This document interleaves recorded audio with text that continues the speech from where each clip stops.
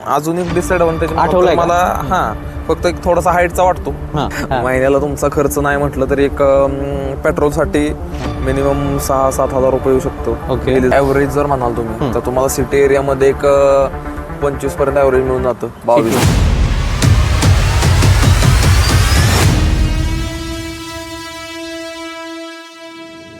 So मित्रांनो, पुन्हा एकदा स्वागत आहे तुमचं आपल्या नवीन व्हिडिओमध्ये. आणि आपल्यासोबत आहे आज हंटर 350 आणि त्याचे ओनर साहिल भाई. आणि तो झाला असा विषय की मागच्या दिवाळीच्या म्हणजे ह्या दिवाळीच्या आधीच आम्ही 2-3 वेळा ट्राय केला व्हिडिओ बनवायचा, पण आणि 1-2 वेळा आलो पण होतो. एकदा आला पाऊस आणि दुसऱ्यांदा पडला अंधार.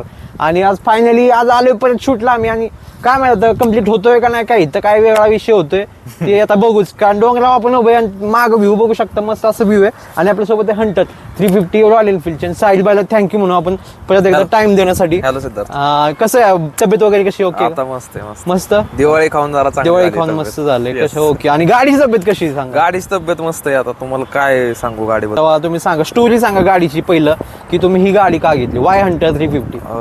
ऍक्च्युली हंटर 350 म्हणजे माझ्या एका फ्रेंडने घेतली होती. हा. ती मी ज्यावेळी चालवली, ज्यावेळी नवीन लॉन्च झाली होती गाडी, ओके. 2022-23 मध्ये, त्यावेळी पहिल्यांदा मी गाडी चालवली. त्यावेळी त्याचा परफॉर्मन्स मी बघितला तर मला तो आवडला.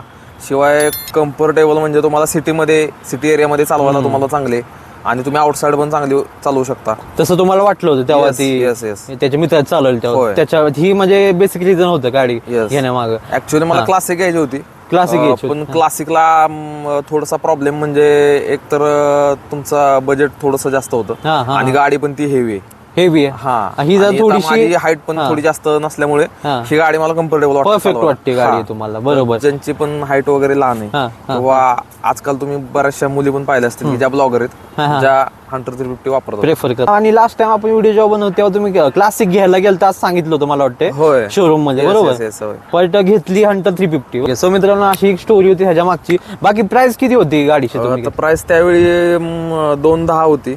2,10,000 रुपये मध्ये तुम्हाला गाडी भेटली? 2,10,000 मध्ये भेटली मला.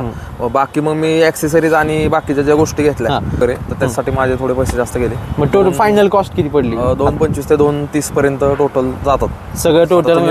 सर्व गोष्टी घ्यायच्या म्हटलं तर ऍक्सेसरीज तुम्ही घेतल्या बाहेर आफ्टर मार्केट घेतल्या तर तुम्हाला स्वस्त पडतात. 5,000. परफॉर्मन्स कशी आहे? इंजिन बद्दल काय फीचर सांगू शकता का तुम्ही? इंजिन सेमच आहे क्लासिकचं. याचं म्हणजे जेवढ्या पण क्लासिकच्या म्हणजे रॉयल एनफिल्डच्या ज्या गाड्या आहेत 350 मध्ये सर्व इंजिन सेमच आहेत. सेमच, त्याच्यामध्ये काही चेंज नाहीये. तुम्हाला पॉवर सेमच भेटणार. Power same. मग कसं वाटते तुम्हाला परफॉर्मन्स गाडीची एकदम ओव्हरऑल, ट्रॅफिक मध्ये म्हणा किंवा आपल्या लॉंग राईड्सला कम्फर्ट कसं आहे ह्याबद्दल थोडं? लॉंग राईड साठी वापरतो बऱ्याचदा, म्हणजे बाहेर फिरायला वगैरे जातो. मग एका दिवसामध्ये मी 250-300 किलोमीटर चालवतो. 250-300 बऱ्याचदा नाही काही जास्त त्रास होतो. ओके. म्हणजे बॉडी नाही काही जास्त पेन वगैरे असं नाही. काय? फक्त एक थोडासा इश्यू आहे तो म्हणजे की थोडस आता ही जुन्यामधले ऍक्च्युली जे आता नवीन मध्ये आलेले त्याच्यामध्ये तुम्हाला थोडासा हँडल वगैरे क्लोज केलेला पोस्चर का चेंज केलं? नॉर्मल केलेलं आहे थोडस. तर ह्याच्यामध्ये थोडस इन्क्लाइन पोस्चर आहे. तर एखाद्याला म्हणजे थोडस सवय होईपर्यंत वाटतं, एवढं पण नाही काय. कशा ह्याच्यावर थोडं वाटतं? थोडस इन्क्लाइन. आणि ऍक्च्युली ज्यांना पण असं म्हणजे कॅप रेसर वगैरे थोडस कॅफे लुक, अग्रेसिव्ह लुक म्हणू शकतो, अग्रेसिव्ह लुक मध्ये थोडस ज्यांना चालवायला आवडतं तर त्यांना नक्की आवडेल. मला आवडतं का. एक विचार झालं, आपण जेव्हा गाडीला ती इयर काय होतं आपण घेतली 2023? ओके. सो मित्रांनो, 2023चं मॉडेल हे हंटर 350 आणि त्याचा आपण ओनरशिप रिव्ह्यू बनवतोय. तेव्हा आता थोडीशी अपडेट झाली असं कळलं आपल्याला साहिल भाईंकडून, बरोबर का? येस. त्याच्यामध्ये तुम्हाला अपडेट मध्ये एक म्हणजे की गाडीची थोडीशी हाईट वाढवलेली आहे, थोडीशी वर गेली. जी की कारण बरेचसे जर तुम्ही आउटसाइड ऑफ रोडला वगैरे गेला तर जो प्रॉब्लेम येत होता खालचं क्लिअरन्ससाठी लोकांची तक्रार होती की थोडासा हँडलचा इश्यू आहे. ती पण त्यांनी यावेळी क्लिअर केलं, अपडेट केलं. मला नाही तशी काय गरज वाटली. डिपेंड्स म्हणजे प्रत्येकाचं वेगळं वेगळं. एक जीपीएसचं इथे एक स्ट्रक्चर त्यांनी एक गॅजेट ऍड केलंय का? मग त्यात आपल्याला मोबाईल मध्ये कळतं की गाडी कुठे. पण नाही असं म्हणजे काय त्याची गरज नाही वाटत नाही तुम्हाला तरी.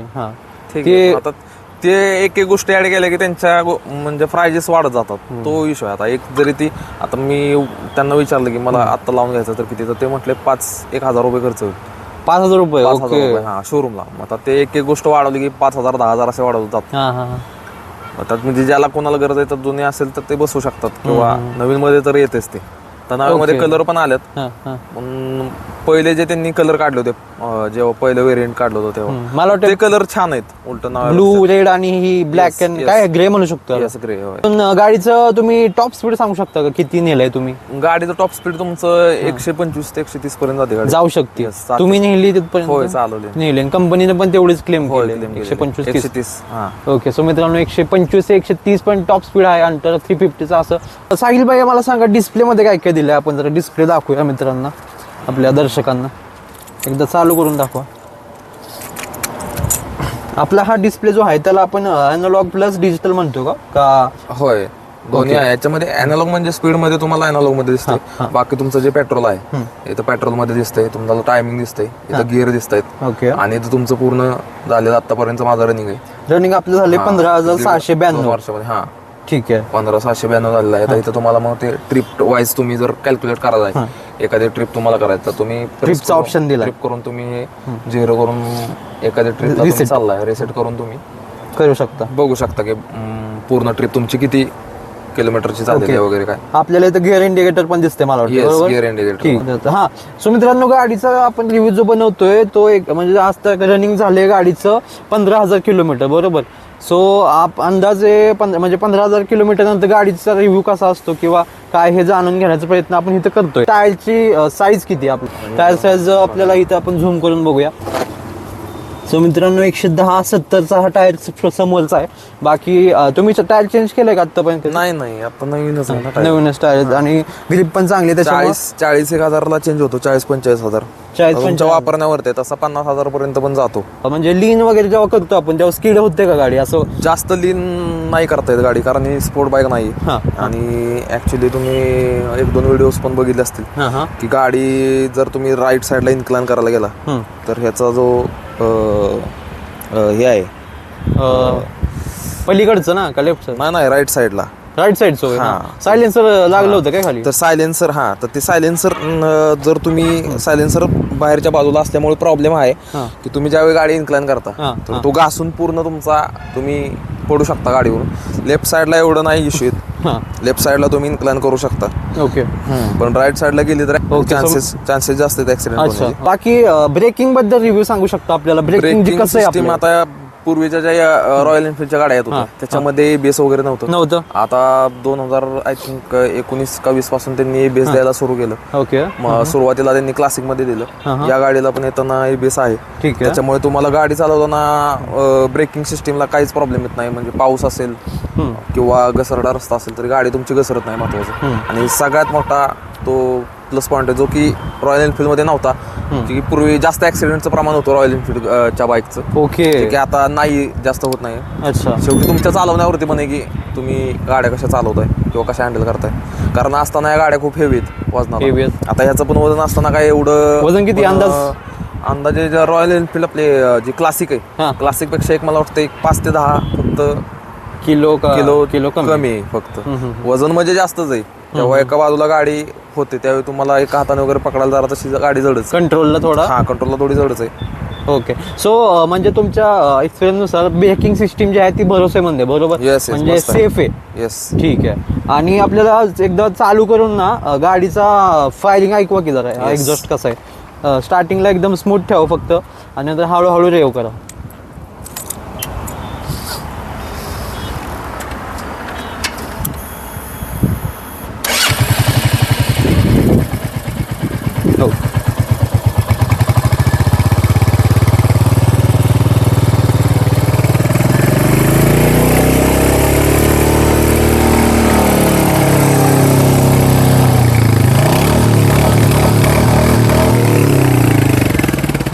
तर आता हा एक गोष्ट आहे तो आपला कंपनीचा आहे, आपण काय बदललेला नाहीये. अच्छा. तर तुम्ही बदलला वगैरे तर बऱ्याचशा कंपनीचे येतात. तुम्ही आफ्टर मार्केट घेऊ शकता. म्हणजे बंद करा गाडी.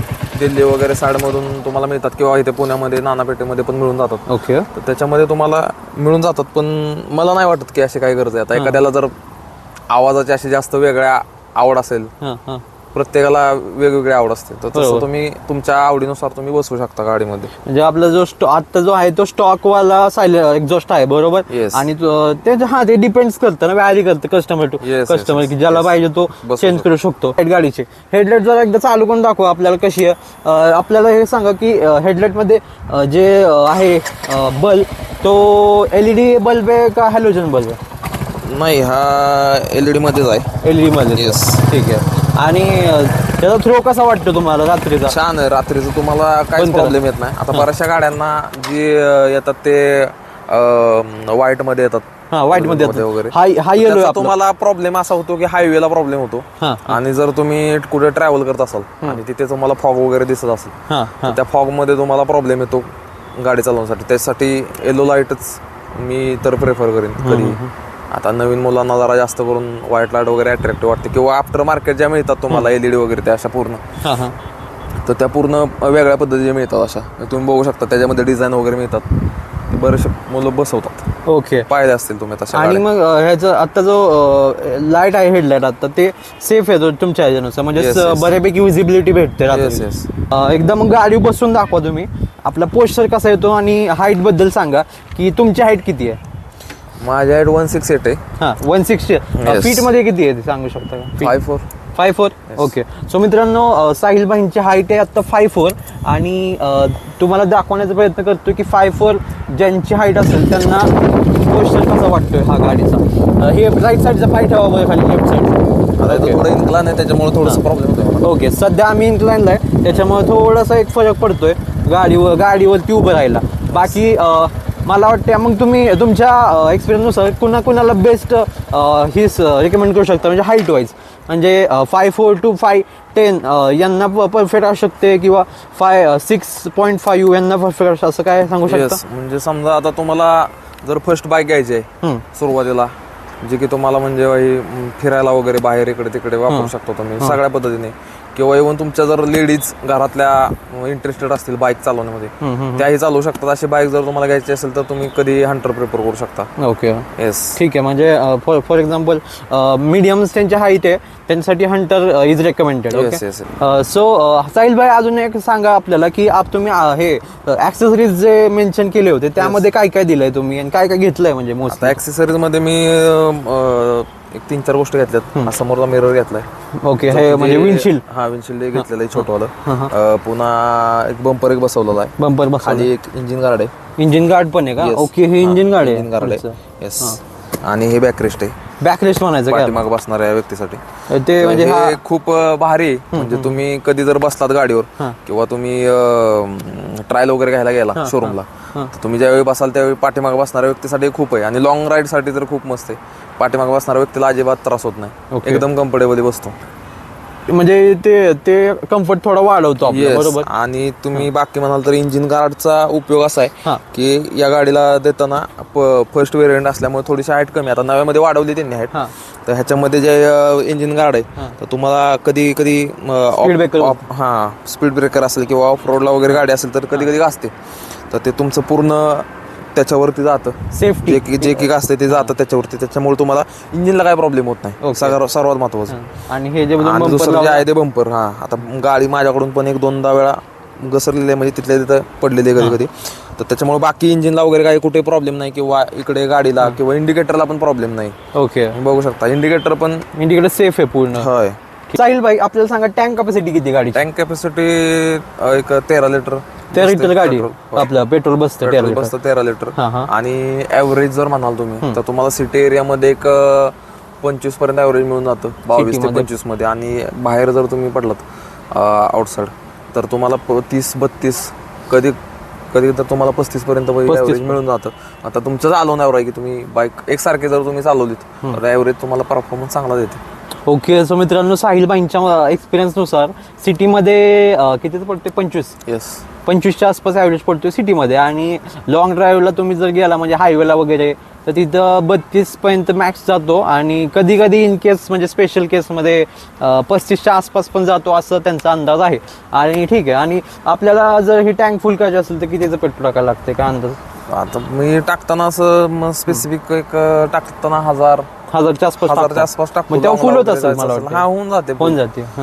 कारण पेट्रोल ज्यावेळी तुम्हाला इंडिकेटर मध्ये दाखवतो, ज्यावेळी लाईट बीप होते त्यावेळी मिनिमम 1-1.5 लिटर पेट्रोल तर शिल्लक असतं. त्याच्यानंतर मी फिलअप करतो 700-800 वगैरे तरी टाकतो. ओके. त्यावेळी टाकी फुल ऑलमोस्ट येते, थोडीशी म्हणजे भरून जाते. थोडीशी आता जास्त एअर पण पकडू नये म्हणून मी थोडीशी वेळ ठेवतो. भाई साहिल भाई, आपल्याला एक पॉइंट राहिला होता मगाशी, मिस झालता, ते इंजिन बद्दल सांगू शकता का? इंजिन गाडीचं 350cc आहे, जे की आपल्या क्लासिकला जे इंजिन मिळतंय तेच इंजिन याच्यामध्ये आहे. ओके. आपल्याला ना दर्शकांना हे दाखवायचं की ह्याचे इंडिकेटर कसे आहेत, म्हणजे त्याचा त्यांना अंदाज येईल थोडासा. तुझ्याकडे चालू कोण दाखवता हे? आपले मला वाटते आपले रेग्युलर कंपनीचे आहेत इंडिकेटर. हॅलोजन. हा, ओके. नॉर्मल आहे ते. तुम्ही तुमचा काय प्लॅन LED इंडिकेटर्स टाकण्याचा? नाही, मला नाही गरज वाटली नाही. कंपनीने दिलेले चांगले आहेत, भरोसेमंद काही बदलायची गरज नाही आणि मजबूत आहेत. असं म्हणजे मटेरियल वगैरे हलकं आहे असं पण अशातलं पण रॉयल एनफिल्डचं मटेरियल.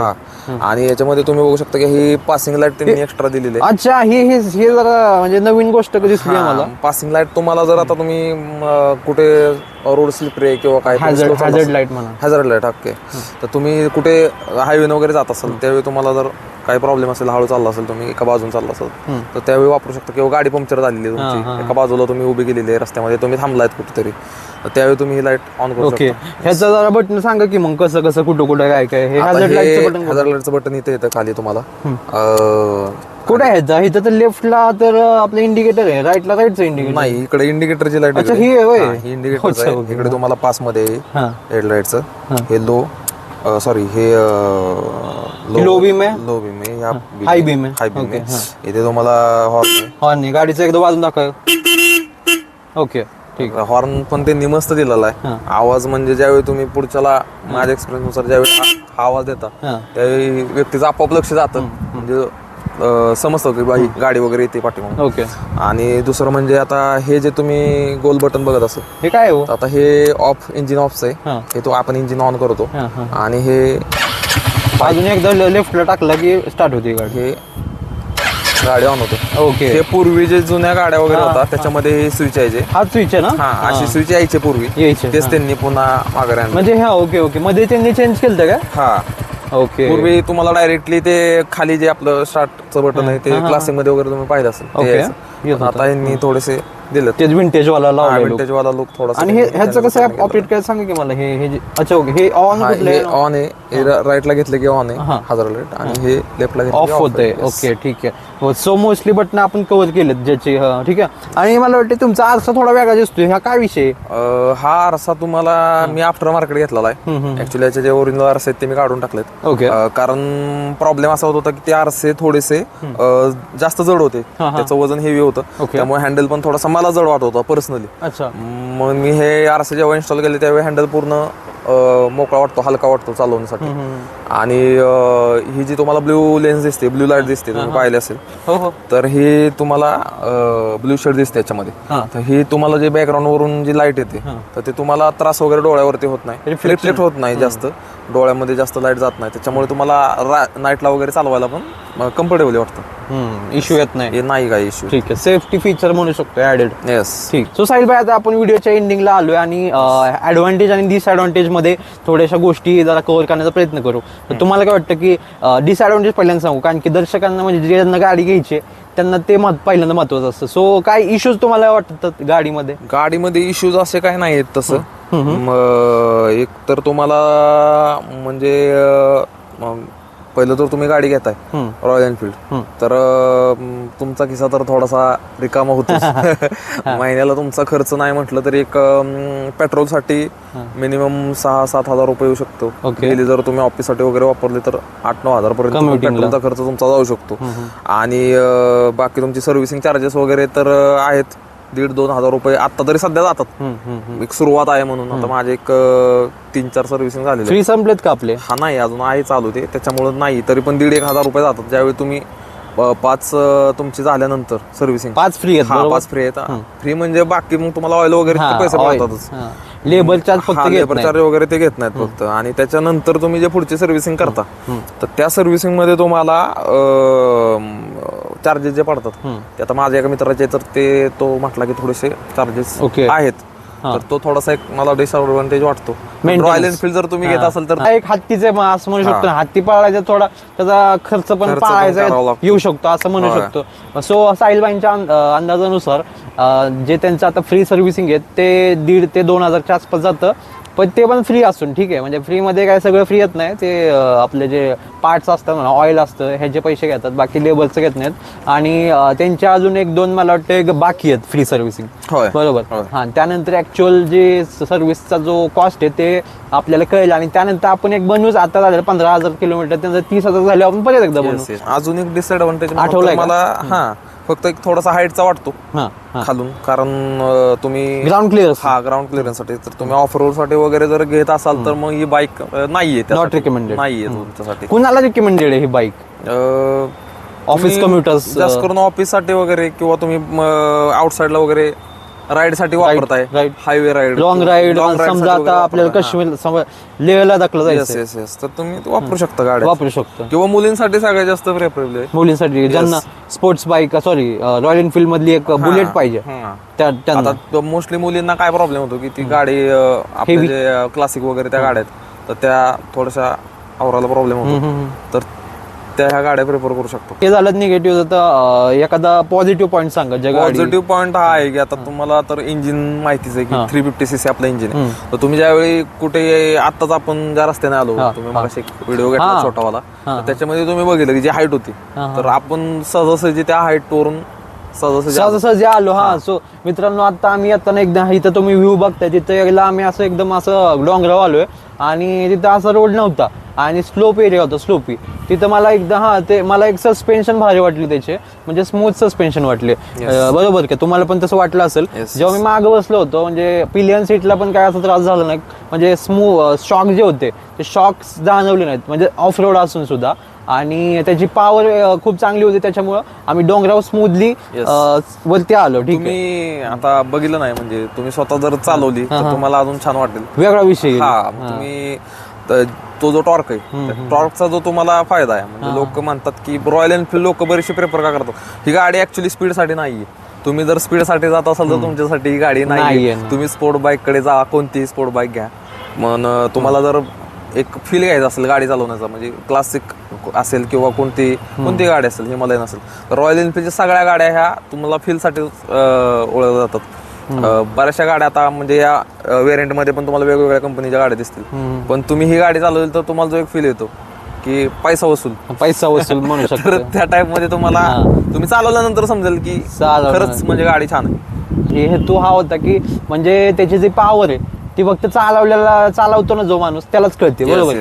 आणि रॉयल एनफील्डचा एक रॉयल फील आहे तो या गाडी सोबत येतो, आणि सगळ्या जेवढ्या रॉयल एनफील्डच्या गाड्या आहेत. बरोबर का? ठीक आहे, मस्त गाडी. आता रिव्ह्यू पण मस्त झालाय. मित्रांनो, आपला हा जो ओनरशिप रिव्ह्यू व्हिडिओ आहे हंटर 350चा रॉयल एनफील्ड कडून जी गाडी आहे, आणि आपण साहिल भाईंसोबत एक त्यांचा एक्सपिरियन्स घेण्याचा प्रयत्न केलाय जो तुम्हाला उपयोगी पडू शकतो गाडी घेण्यामध्ये. ठीक आहे, आणि त्यांना आपण एकदा थँक्यू म्हणू परत एकदा टाइम काढण्यासाठी.